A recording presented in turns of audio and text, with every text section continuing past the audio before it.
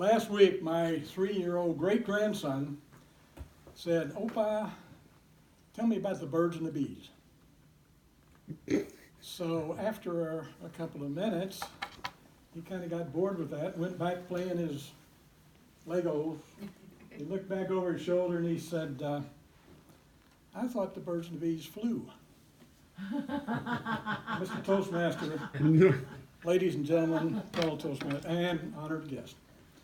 Okay, let's start with sex drive by the men. It starts here at pre-adolescent.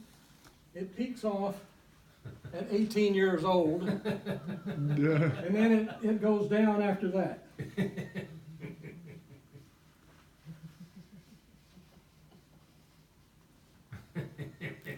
And then you die.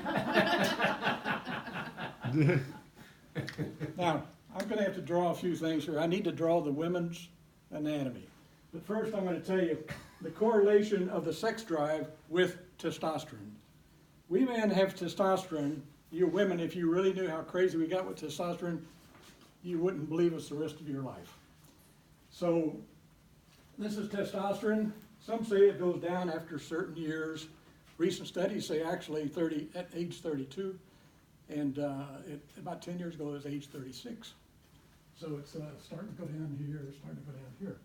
But there's a way of keeping it up. In fact, this guy, John Gray, who wrote, you heard of this probably, Men Are From Mars, Women Are From Venus. And that's the basis of my pitch today. He's a wonderful sex therapist, psychologist, and psychiatrist. He's on the money with everything. So he says he can keep his up at age 50 to about 150% testosterone. He has the key. I'm going to tell you that key. All right, first of all, let's put the woman up here, the female. Now, Ray's going to draw again. Oh, look out, here we go. So here represents the anatomy of a woman. Now, I'll keep this pretty PG-13, and we'll call this the zone of happiness. So, now, the men, fundamentally, excuse me, Amy, I have to get here so you can see me. Fundamentally, men have one interest in the female, and that is this right here. And the men and the women have one interest in the man. Guess what? It's that right there.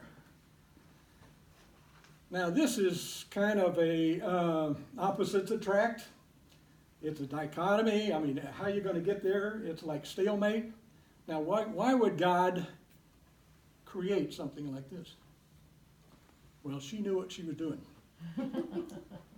Now, if the man handles it right, he goes through the heart and he can get there. Yes, indeed.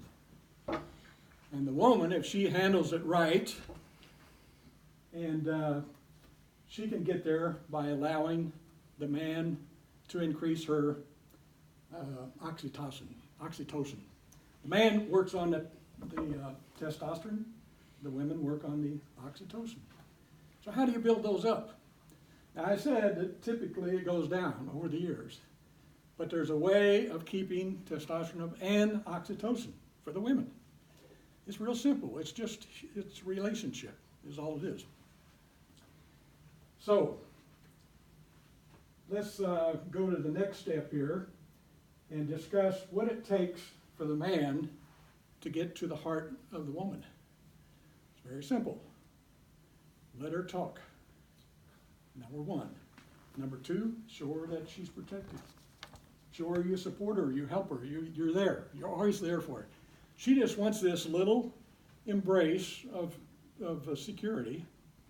And once she gets that, her oxytocin goes right on up. Now, men and women count these things differently. The men, well, I start out today and that's 1,000. I go to work, that's another 4,000. I come home, drive home through the traffic and through the snow and the rain. That's another. So by the time he gets home, he's got 5,000 points going for him. Now the woman thinks, Well, I worked all day, I took the kids here and there, bang, 1 point. Now what's wrong with that equation? And that's where the conflict comes in between men and women. Men are from Mars, this is Mork, and women are from Venus. This is Mindy. So let's look inside this brain right here. Inside of Mork's brain, there's nothing.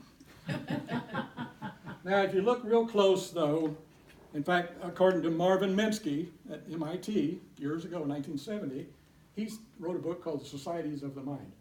And inside this brain, you'll find little boxes. This box is for the car. This box is for the women. This box is for the work he has to do. And there's one box in there in which there is nothing. He has a nothing box right in here. And that's what he uses when he comes home from a long day's work and his testosterone been used up in his task and so on. He needs to rebuild his testosterone. So he goes to that nothing box, he sits in front of the TV, and he's building up his testosterone. But the women are thinking, look at that lazy SOB, look at what he's doing. I've been working all day, taking care of the kid, driving them here and there, doing this, and he's laying there because she doesn't understand what's going on. How does he build up her oxytocin? Well, he does it this way. First of all, he says, hey, let's go on a date Friday night. Now, he doesn't surprise her. That doesn't work that well because she, once she knows she's going on a date Friday night, she can plan ahead. She can start calling her friends. So that's the point. So she calls her first girlfriend. I'm going out Friday night. Ding. And then I'm going out to Vigilucci's down here. We're going to have dinner. Ding.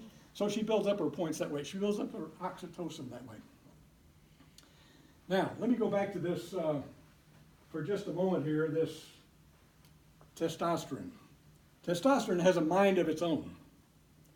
Now, you men don't have to raise your hand on this. I'll ask, but you don't have to raise your hand on this. We don't want to embarrass anybody here.